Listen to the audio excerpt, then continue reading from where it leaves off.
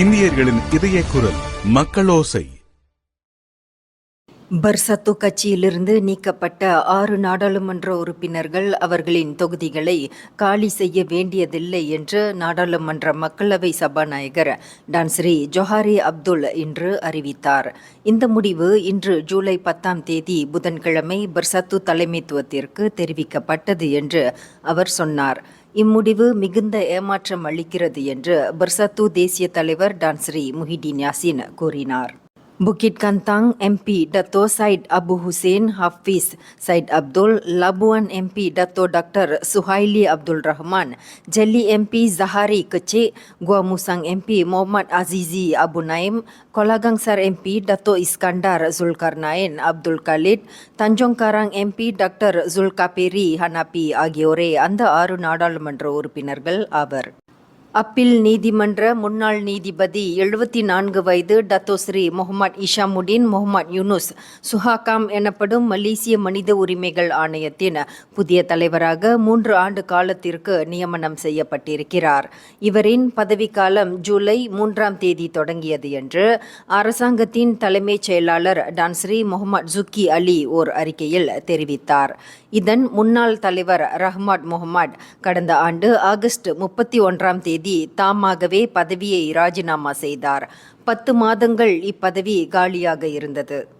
உலகின் மிகவும் வயதான பிரதமரும் மலேசியாவில் 2 முறை அப்பதவியை வகித்தவருமான துன் டாக்டர் மகாதீர் முகமது அவரின் 99வது பிறந்த நாளை கொண்டாடுகிறார்.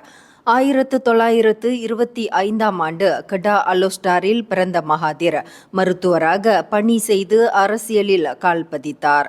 1981 முதல் 2003ஆம் ஆண்டு வரையிலும் பின்னர் 2018ஆம் ஆண்டிலிருந்து 2020ஆம் ஆண்டு வரை 2 முறை நாட்டின் பிரதமராக அவர் பதவி வகித்தார்.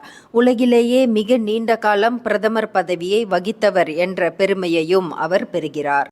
2010 சுயதரவு பாதுகாப்பு சட்ட திருத்தங்கள் முதலாவது வாசிப்புக்கு மக்களவையில் இன்று சமர்ப்பிக்கப்பட்டது. இந்த புதிய திருத்தங்கள் அனைத்துலக தரத்தையும் செயல்முறைகளையும் கொண்டிருக்கும் என்று திருத்த மசோதாவை சமர்ப்பித்த டிஜிட்டல் அமைச்சர் கோவிந்த் சிங் டியோ கூறினார். அவர் பின்னர் 2வது வாசிப்புக்கும் இந்த திருத்த மசோதாவை சமர்ப்பிப்பார். பிரிவு 129இல் செய்யப்படவுள்ள திருத்தமானது அவசியம் ஏற்பட்டால் அல்லது சட்டம் வலியுறுத்தினால் ஒருவரின் சுய தரவுகள் மலேசியாவிற்கு வெளியிலும் தரப்படுவதற்கு வகை செய்யும். HRD கார்ப்பைச் சேர்ந்த சில உயர் அதிகாரிகள் இன்று நாடாளுமன்றத்தில் காணப்பட்டனர். அவர்களுள் ஒருவர் HRD கார்ப் தலைமை சட்ட அதிகாரி மெர்லி பெர்னாண்டஸும் அடங்குவார். இவரும் இதர அதிகாரிகளும் பிற்பகல் 1:30 மணியளவில் நிறுவனத்தின் அதிகாரப்பூர்வ வாகனத்தில் நாடாளுமன்றத்தில் இருந்து புறப்பட்டதை காண முடிந்தது. இவர்கள் அனைவரும் மனிதவள அமைச்சர் ஸ்டீவன் சிம்மை முன்னதாக சந்தித்து பேசினர் என்று நம்பப்படுகிறது. கோலாலம்பூர் அனைத்துலக விமான நிலையம் முனையம் 1 போர்டிங் காத்திருப்பு பகுதியில் உள்ள கேட் G6 மேற்கூரை பகுதியில் காலை 8:11 மணி அளவில் நீர்க்கசிவு ஏற்பட்டது.